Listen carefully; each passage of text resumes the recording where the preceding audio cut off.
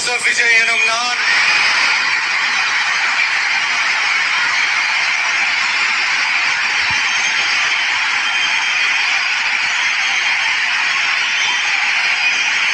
சட்டப்படி அமைக்கப்பெற்ற